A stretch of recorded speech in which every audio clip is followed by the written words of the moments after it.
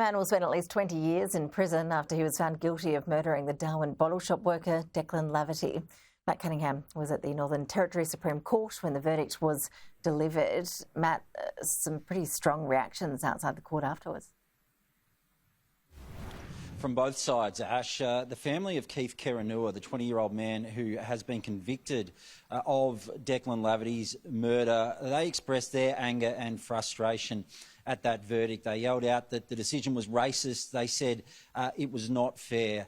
Meanwhile, Declan Laverty's family say that justice has been served. Keith Kerinauia stabbed Declan Laverty to death on March 19 last year while Declan Laverty was working at the BWS bottle shop at the Darwin Airport Tavern. It took the jury just over 5 hours to reach that verdict of guilty. Here's what Declan Laverty's mother, Samara, had to say outside the court. The brutality of what he went through that night, the size of the fatal wound, it was... The one thing I needed to know was that he didn't suffer, but listening to that last 000 call, he not only suffered, but he died an agonising death. And I'm so glad the jury could see that that's what happened.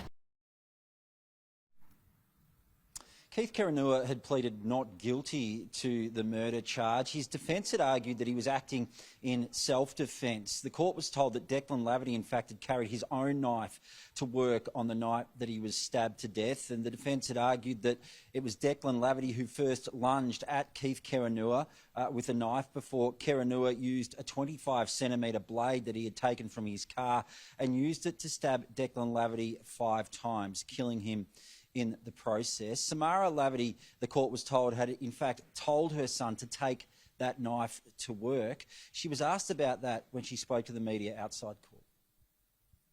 It wasn't so much that I wanted him to carry a knife.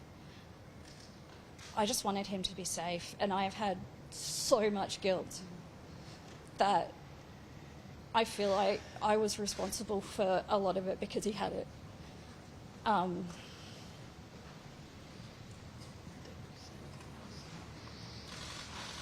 Yeah, I felt for a long time that it was my fault.